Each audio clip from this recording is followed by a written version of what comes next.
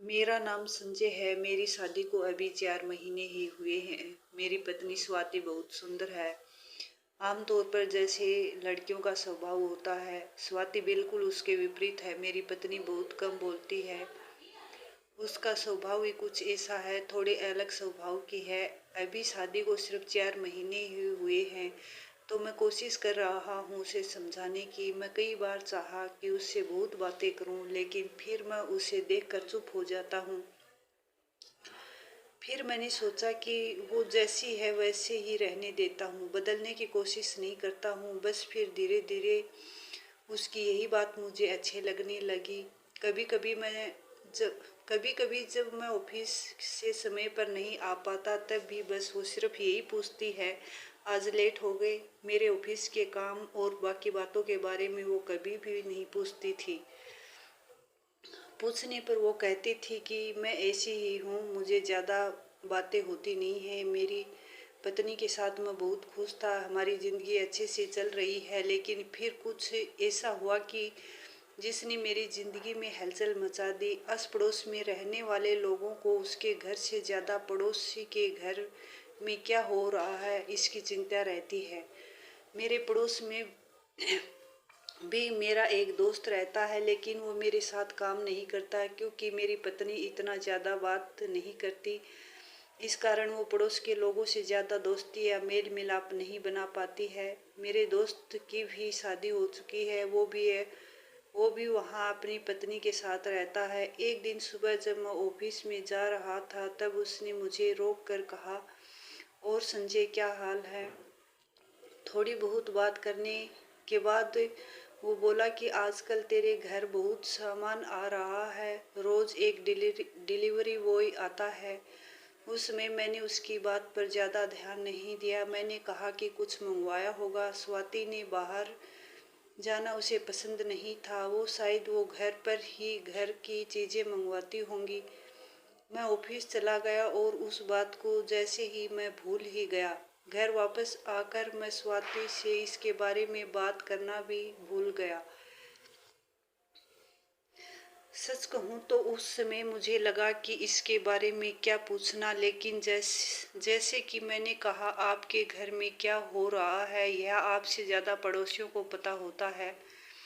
मेरा वो दोस्त मुझे 3 दिन बाद फिर रोककर यही बात करता है। इस बार इसका तरीका पहले से कुछ ज़्यादा अलग था। उसने मुझसे कहा, संजय वो डिलीवरी बॉय पहचान का है क्या, रोज़ दोपहर आता है। इस बार मुझे थोड़ा सा एहसास हुआ कि आखिर वो कहना क्या चाह रहा है। जब मैं ऑफिस में काम कर रहा था तो भी मैं उसी बारे में सोच रहा था। आमतौर पर मैं अपनी पत्नी को ऑफिस से तब ही कॉल करता हूँ जब मैं लेट होने वाला होता हूँ, लेकिन उस दिन मैंने उसे फ़ोन किया, वो भी दोपहर के समय। मेरे 2 बार फ़ोन करने के बाद भी मेरी पत्नी ने फ़ोन नहीं उठाया।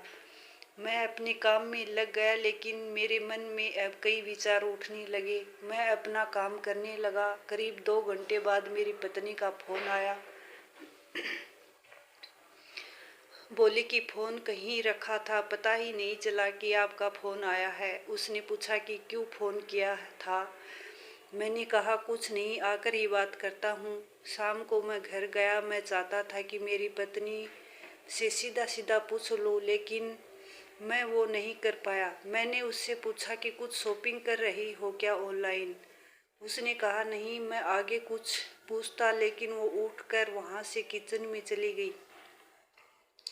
शादी को अभी 4 महीने ही हुए हैं। मैं मेरी पत्नी को समझाने की कोशिश कर रहा था कि यह एक अलग ही बात मेरे जहन में अपना घर बनाने लगी। अब मुझे मेरी पत्नी का स्वभाव पर भी शक होने लगा। मुझे लगने लगा कि कहीं उसका कम बोलना इसलिए तो नहीं कि वो मुझे पसंद नहीं करती। शादी अरेंज मैरिज थी, कहीं ऐसा तो नहीं कि वो मुझसे शादी नहीं करना चाहती थी।